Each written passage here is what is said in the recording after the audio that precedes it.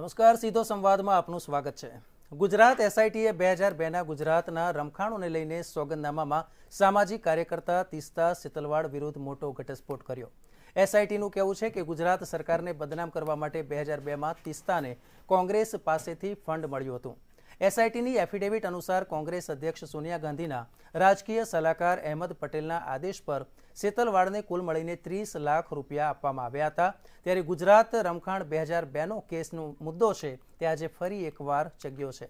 આજે આ જ મુદ્દે આપણે વાત કરીશું, કારણ કે ભાજપ અને કોંગ્રેસ બંને સામસામે આક્ષેપ પ્રતિ આક્ષેપ કરવા લાગ્યા છે। તો આ જ છે આપણો સીધો સંવાદનો મુદ્દો, જેનું નામ છે સત્તા પલટો।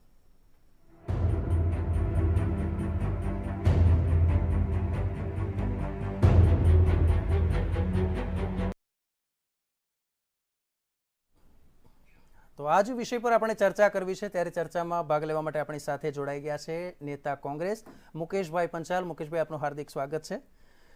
રાજકીય વિશ્લેષક જયવંત પંડ્યા આપણી સાથે જોડાઈ ગયા છે, અને તેવી જ રીતે હાશિમ કુરેશી ખૂબ જાણીતા એડવોકેટ છે, તેઓ પણ આપણી સાથે જોડાયા છે। હાશિમભાઈ, આપનું પણ સ્વાગત છે। સૌથી પહેલાં હાશિમભાઈ, આપની પાસે આવું છું। એક એડવોકેટની રૂએ મારે આપની પાસેથી સૌથી પહેલાં એ જાણવું છે કે સમગ્ર જે કેસનો મામલો છે, કેસ છે 2002નો આખો જે કિસ્સો છે, અને એનો જે અત્યારે જે ઘટસ્ફોટ થયો છે, એસઆઈટી દ્વારા જે ખુલાસો કરવામાં આવ્યો છે, જે સોગંદનામામાં કેટલાક મહત્વપૂર્ણ મુદ્દા છે તે ટાંકવામાં આવ્યા છે, શું છે સમગ્ર મામલો એ પહેલાં સૌથી પહેલાં આપણે દર્શક મિત્રોને સમજાવીએ। જ્યાં સુધી એસઆઈટીના જો એવી રીતના આક્ષેપ છે, અને એ પણ 2000થી આજે આપણે લગભગ 20 વર્ષથી વધારે ટાઈમ થવા આવ્યો જી, તો આટલા જે 2 ડિકેડ સુધી આવી રીતનું કોઈ સ્ટેટમેન્ટ ના આવ્યું જે એની ટીમ હતી, અને ઓલ ઓફ ધ સડન કે જ્યારે આખી જે સત્તામાં ઉથલા પથલી થઈ રહી છે, અને ખાસ કરીને જે બીજેપી ગવર્મેન્ટ જે છે, અને જે અનએથિકલ એક ગેમ રમી રહી છે કે એમાં મહારાષ્ટ્રમાં સરકાર ગિરાવવામાં આવી, બીજા સ્ટેટ્સમાં ગિરાવવામાં આવી, ત્રીજા સ્ટેટમાં તૈયારી છે, તો આવી રીતના જે સ્ટેટમેન્ટ છે એ કોઈ કોન્ફિડન્સ ઇન્સ્પાયર નથી કરતા।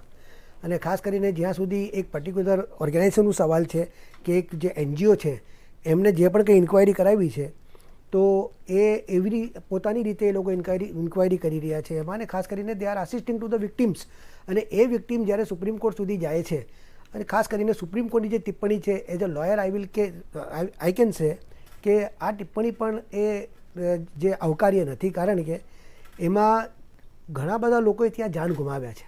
એટલે જે લેડી ઇન્સાફ માટે ગઈ છે સુપ્રીમ કોર્ટમાં, એમણે પોતાના પતિને ગુમાવ્યા છે, અને એની બ્રુટલ હત્યા કરવામાં આવી છે। તો એ વ્યક્તિને જ્યાં ઇન્સાફ મળવું જોઈએ એના બદલે એક કોન્ટ્રરી અને એકદમ એવી રીતના રિમાર્ક્સ ખાસ કરીને વિક્ટીમ સામે અને એનજીઓ સામે, તો એ ખરેખર આપણી લીગલ હિસ્ટ્રીમાં એક આખું ચેન્જ આવી રહ્યું છે।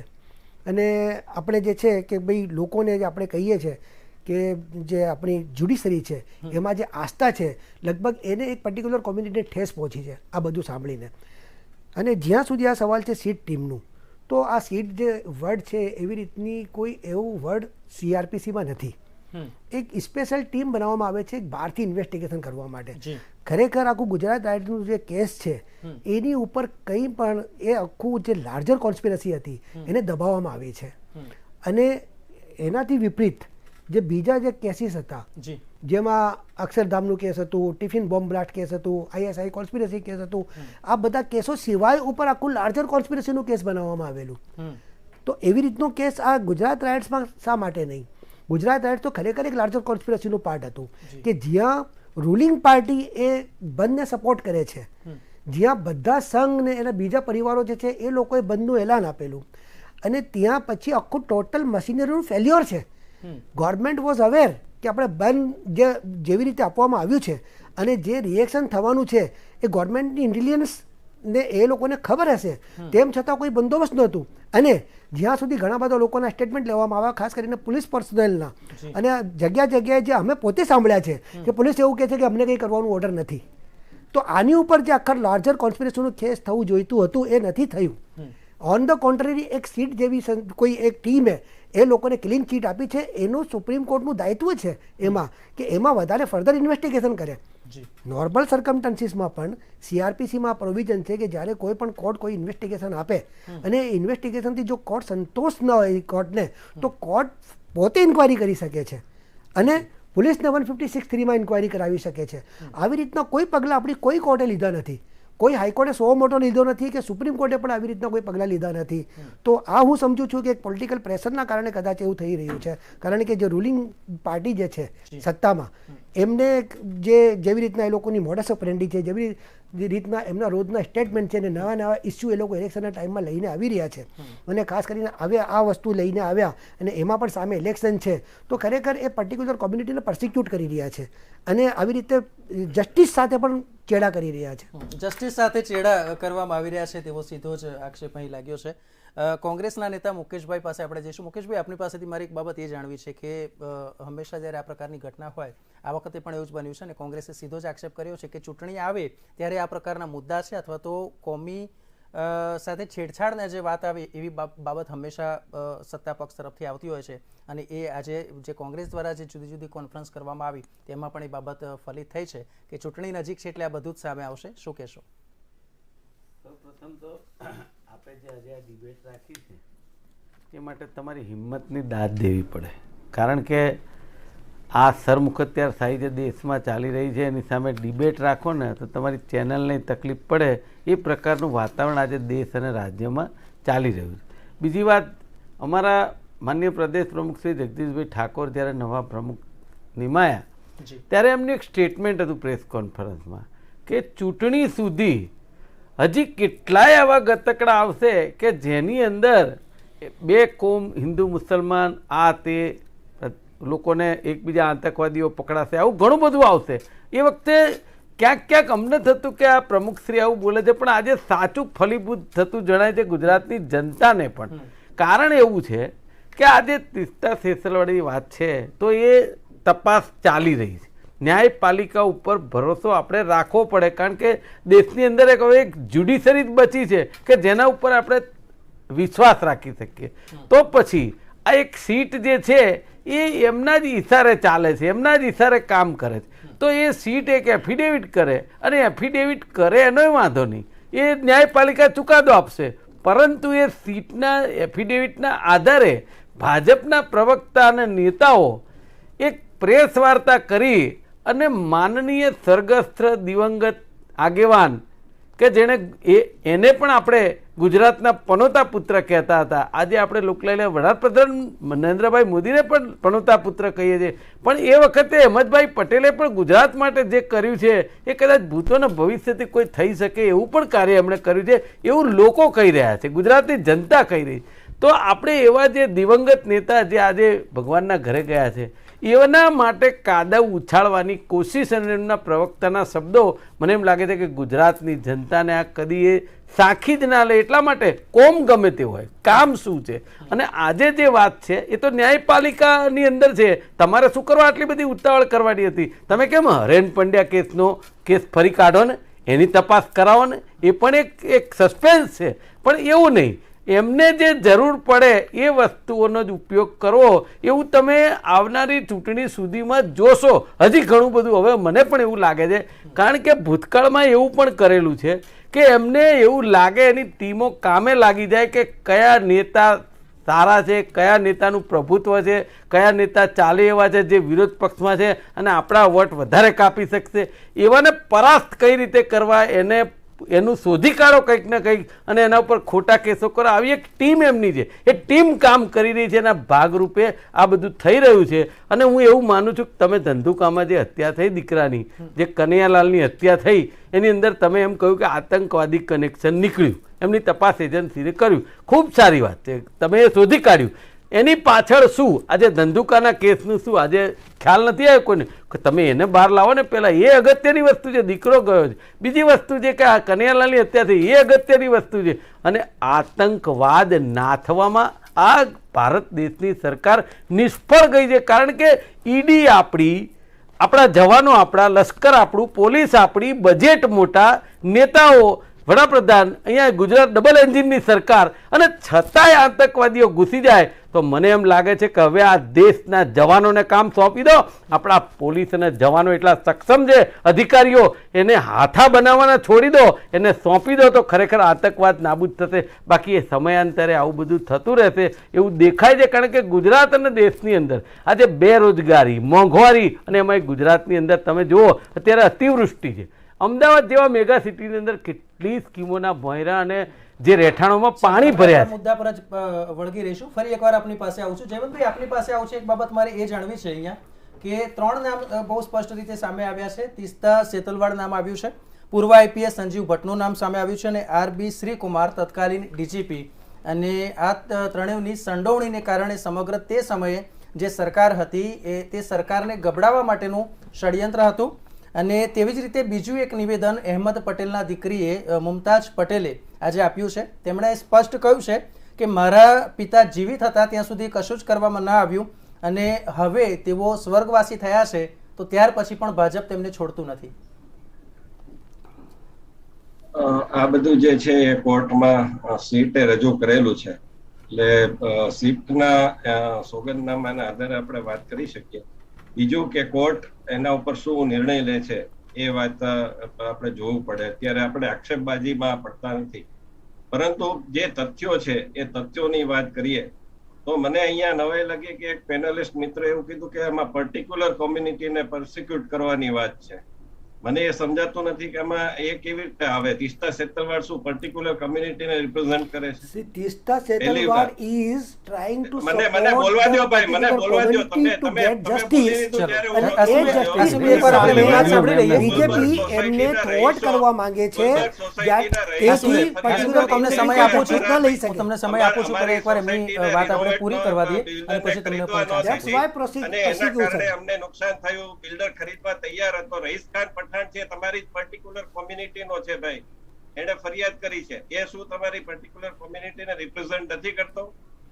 એમને ચેરમેન બનાવી દીધા. કોઈ વસ્તુ બોલવા નથી દેતા. જયવંતભાઈ, એકવાર આપ આપની વાત પૂરી કરી લો. હું એમને અટકાવું છું. આપની વાત પૂરી કરી લો અને ત્યાર પછી ફરી એકવાર આપણે નહીં, એ દર વખતે મારી વચ્ચે બોલે છે ને એ યોગ્ય ન ગણાય. વકીલ તરીકે વકીલ છે, કોઈ પાર્ટીના પ્રવક્તા નથી. જી જી, આપ આપની વાત પૂરી કરી શકો છો સર.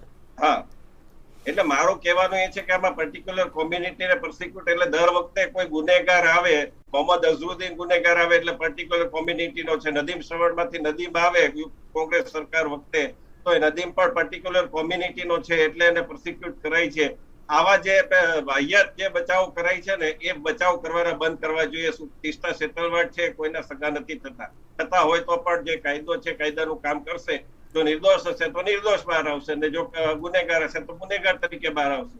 બીજી વાત એ છે કે સુપ્રીમ કોર્ટ પર રાજકીય દબાણ, આ વાત છે એ કઈ રીતે સ્વીકાર્ય હોઈ શકે? સુપ્રીમ કોર્ટ ઉપર રાજકીય દબાણની ક્યાં વાત આવી? જે સીટે અહેવાલ આપ્યો હતો એ યુપીએ સરકાર વખતે આપ્યો હતો ક્લીન ચીટનો. અત્યારે જે ફરીવાર તમે કેટલી વાર એમાં પિટિશન કર્યા રાખી, દર વખતે પિટિશનમાં એ બહાર આવ્યું છે કે નરેન્દ્ર મોદી છે નિર્દોષ છે. તો એ સુપ્રીમ કોર્ટનું જે વાત છે એ તમે યુપીએ સરકાર વખતે પણ શું રાજકીય દબાણ હતું નરેન્દ્ર મોદીનું? એટલે આ પ્રકારની વાત છે ને વાહિયાત વાત એક વકીલ તરીકે કરે ને એ મને અહીંયા અયોગ્ય લાગે છે. કે વકીલ છે એ એમણે તટસ્થ રીતે વાત મૂકવી જોઈએ. આ પ્રકારનો છે આક્ષેપબાજી ન કરવું જોઈએ.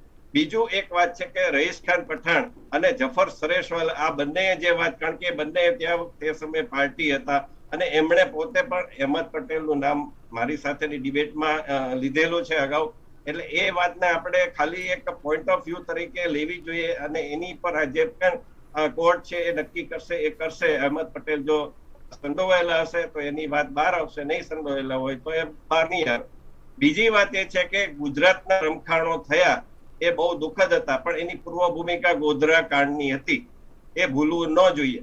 ગોધરા કાંડ કેમ થયો હતો એની પાછળ શું પાકિસ્તાનની સામે આપણે તે વખતે સેના સરહદે મૂકી હતી. એ સેનાને ખસેડીને અહીંયા લાવવાનું કોઈ કાવતરું હતું, કારણ કે રમખાણો થાય તો સેના બોલાવી પડે.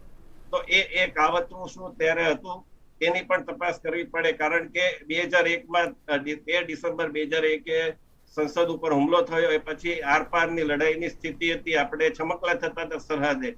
તો એ વખતે ડિસેમ્બર પછી તરત ફેબ્રુઆરીમાં 2 મહિનામાં આ ગોધરા કાંડ થાય છે. પછી રમખાણો ફાટી નીકળે છે અને એ રમખાણો જાણે આખા દેશમાં અભૂતપૂર્વ હોય જાણે 1984માં પણ શીખ વિરોધી નરસંહાર થયો હતો.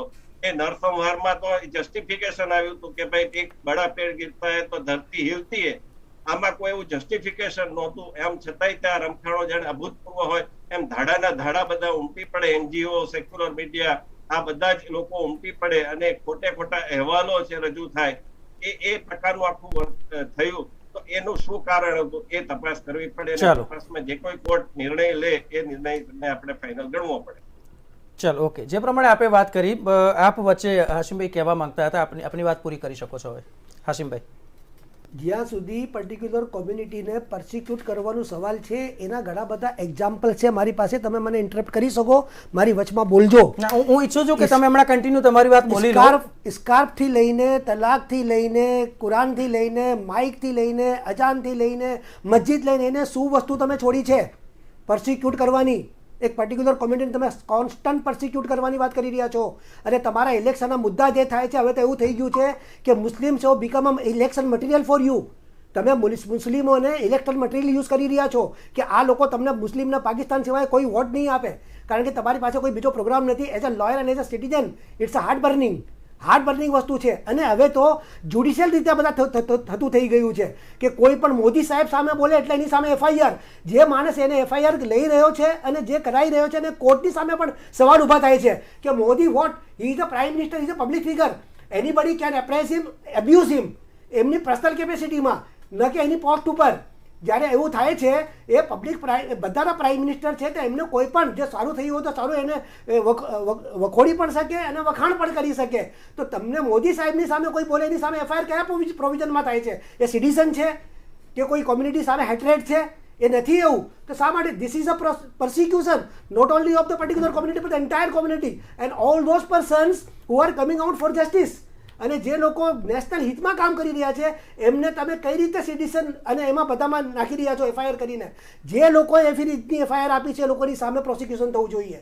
આ લોકોની સામે હું કહેવા માંગુ છું એઝ અ લોયર કે જે લોકો એવી રીતની એફઆઈઆર આપી રહ્યા છે એ લોકોની સામે પ્રોસિક્યુશન થવું જોઈએ મેલેસિયસ પ્રોસિક્યુશનના આરોપમાં, કે એને મેલેસિયસ પ્રોસિડિંગ કરે છે એ લોકો અને લોકોની અવાજ દબાવવા માંગે છે, જે સીધો કોન્સ્ટિટ્યુશન ઉપર એટેક છે.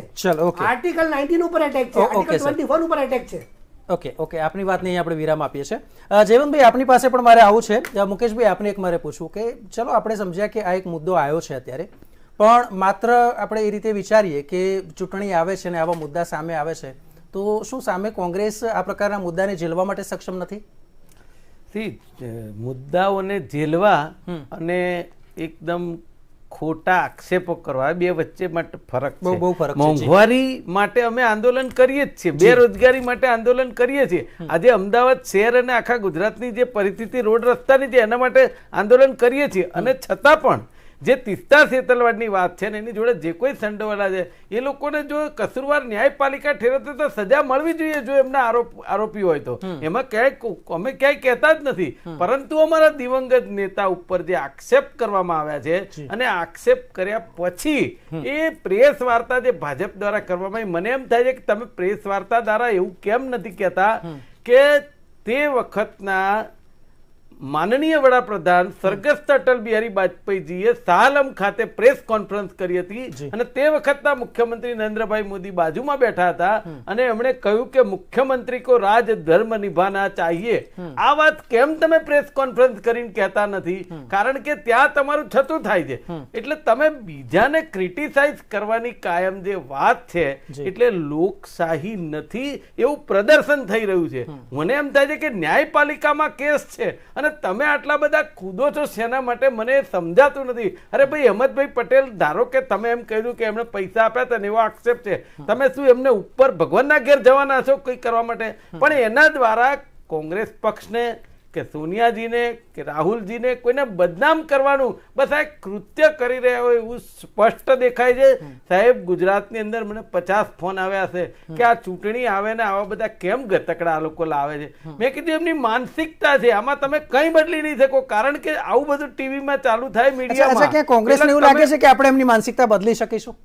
માનસિકતા આ ગુજરાતની પ્રજા 2022માં એમની બદલી જ આપવાની છે, એ નક્કી છે ને એમને ધરતી ગુજરાતની ખસી રહી છે એવું પણ એ લોકો માને છે અને એમના રિપોર્ટો જે આવે એમાં પણ દેખાય છે. પણ હવે એન કેન પ્રકારે કઈ રીતે ગુજરાતને સર કરવું એ ઈરાદાથી આ બધું ચાલી રહ્યું છે. મને એમ થાય છે જો એમણે વિકાસ જ કર્યો છે તો વિકાસ વિકાસ વિકાસ કરીને જ કેમ તમે મત લેવા નથી જતા અને કેમ તમે આ બીજા બધા મુદ્દા ઉપર જાઓ? કેમ બેરોજગારી કેટલી છે, મોંઘવારી કેટલી છે, આ દીકરીઓની પરિસ્થિતિ શું છે, રોજે રોજ હત્યાઓ થાય છે, રોજે રોજ ચોરીને લૂંટફાટ થાય છે, કાયદો ને વ્યવસ્થા કથળી ચૂકી. આ બધા મુદ્દાઓ ઉપરથી ધ્યાન ભટકાવવા માટે આવું કંઈક ને કંઈક ચાલતું રહેવાનું અને ચૂંટણી આવી જવાની અને એમણે મત મેળવવાના પ્રયાસ કરશે. પણ આ વખતે 2022ની ચૂંટણીમાં તમે ગુજરાતની જનતા જોઈ રહી છે કે આ 27 વર્ષથી શાસન કરે છે અને 27 વર્ષથી શાસન કરીને જે ટીવીમાં જાહેરાત આપે છે, શરમ આવી જોઈએ. એ લોકો કહે છે નાના બાળકોના ગાલ જેવા રોડ. મને એમ થાય છે કે તમે આ રોડ છે નાના બાળકોના ગાલ જેવા રોડ છે, શરમ આવી જોઈએ આવી જાહેરાતો આપતા. આજે આદિવાસીઓને પ્રલોભન આપવાની વાત છે. મને એમ થાય છે આદિવાસીને બહેનોને કઈને એમની એડવર્ટાઇઝ લે છે. એ બધા સમાજ સમજે છે કે તમે બે પાંચ લોકોને ભ્રમિત કરી અને એડવર્ટાઇઝ આપો એટલે કે અથવા સમાજ સમજી જવાનો નથી. એ લોકોને તમે આ વર્ષે યાદ કર્યા છે એ આખી ગુજરાતની જનતા જાણે. હા, સમયની મર્યાદા છે મારી પાસે.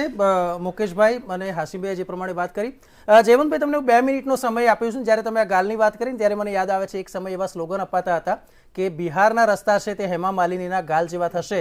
આજે હેમા માલિની આટલા વર્ષો પછી પણ એટલા જ તરોતાજા લાગે છે, પણ બિહારના રસ્તાને લઈને આપણે કોઈ કોમેન્ટ નથી કરવી. જયવંતભાઈ આપની પાસે 2 મિનિટ છે, છેલ્લી 2 મિનિટ. મને નવાઈ લાગે છે કે આમાં પર્ટિક્યુલર કોમ્યુનિટીને જે વાત કરી હાશીમભાઈએ, જી, તો આમાં જે એમણે માઇકની વાત કરી, હવે માઇક તો ખરેખર તો નવરાત્રી ઉપર હિન્દુઓને ઉતરવામાં આવે છે, રાતે 10 વાગે 12 વાગે બંધ કરાવી દેવામાં આવે છે. ગળા છે હિન્દુઓને કાપવામાં આવે છે, કોઈ પણ કઈ બોલે તો પણ ને એ લોકો કઈ પણ બોલે છે તો એની સામે કોઈ કાર્યવાહી નથી થતી. ગમે તેવા 20 કરોડ ને 80 કરોડ ને આવા બધા ભાષણો આપે છે તો એની સામે કોઈ કાર્યવાહી નથી થતી. એટલે આમાં તમે 5 દિવસમાં 5 વાર તમે ગમે તે પેલું કરી શકો છો તમારી માન્યતા અનુસાર, અને એ બીજાના પેલા કાન ઉપર તમે થોપો છો તો એ કેટલું યોગ્ય છે લોકશાહીમાં એ વિચારવું જોઈએ ખરેખર તો. અને આજે આવી પ્રકારની વાત છે, પર્ટિક્યુલર કોમ્યુનિટી આ દેશમાં બધાએ હળીમળીને બધાએ સ્વતંત્રતાના આંદોલનમાં ભાગ લીધો હતો, એ પછી પણ હળીમળીને જ રહેનારા છે, પરંતુ જે કટ્ટરતાવાદી તત્વો છે એ જ આવા બધા વાહિયાત બચાવો કરતા હોય છે. અને કોઈ ગુનેગાર બહાર આવે એટલે તરત એમ કે ભાઈ ઇસ્લામ ખતરે મેં હે. જયવંતભાઈ, આપણે સમયની મર્યાદા છે, અહીંયા પૂર્ણ કરીશું. આપની વાત પૂરી કરી દો. હા, એટલે આ પ્રકારની વાત ન કરવી જોઈએ. અને બીજું જે છે મેં કીધું એમ આક્ષેપો છે એ આક્ષેપો છે પુરવાર કરવાના રહેશે. જે દૂધનું દૂધ અને પાણીનું પાણી થઈ જશે. મને આશા છે કે કોર્ટમાં જે કઈ બહાર આવશે એને આપણે બધા જ સ્વીકાર્ય કરશું. રાજકીય દબાણની વાત આમાં નહીં કરીએ. ચલો, બિલકુલ. ખૂબ જ ટૂંકમાં સાહેબ, સમય ખૂબ ઓછો છે. જયવંતભાઈ, મારી એક વાતનું ખાલી કહેજો કે આજે પ્રેસ વાર્તા કરી ભાજપે જે આ એસઆઈટી ના એફિડેવિટ ઉપર એ કઈ વ્યાજબી આપને લાગે છે જયવંતભાઈ? જો દરેક પક્ષ છે એ પોતે આવા પ્રકારનું કઈ પણ બહાર આવે એટલે એમાં જયારે ભાજપની કોંગ્રેસની સરકાર હતી અને આવું કઈ એસઆઈટી નું બહાર આવતું હતું તરત જ તે પ્રેસ કોન્ફરન્સ કરતા હતા. ભાજપ પણ કરી રહ્યું છે, બધા પક્ષો આમાં એક. ચલો, બિલકુલ. સમયની અહીંયા મર્યાદા છે એટલે આપણે આ ટોપિકને અહીંયા આપણે પૂર્ણ વિરામ આપીશું. પણ મહત્વની બાબત એ છે કે કોંગ્રેસ ભાજપ જે સામે આક્ષેપ પ્રતિ આક્ષેપ કરે છે, પરંતુ આફ્ટર ઓલ જો વાત કરીએ તો જનતા બધું જ જુએ છે. એ પબ્લિક હે, એ સબ જાનતી હે. તો જે પ્રમાણે ચર્ચામાં મુકેશભાઈ આપ, જયવંતભાઈ આપ, હાશીમભાઈ આપ જોડાયા તે બદલ આપ સૌનો ખૂબ ખૂબ આભાર. તો અત્યારે બસ આટલું જ. મને આપશો રજા. નમસ્કાર.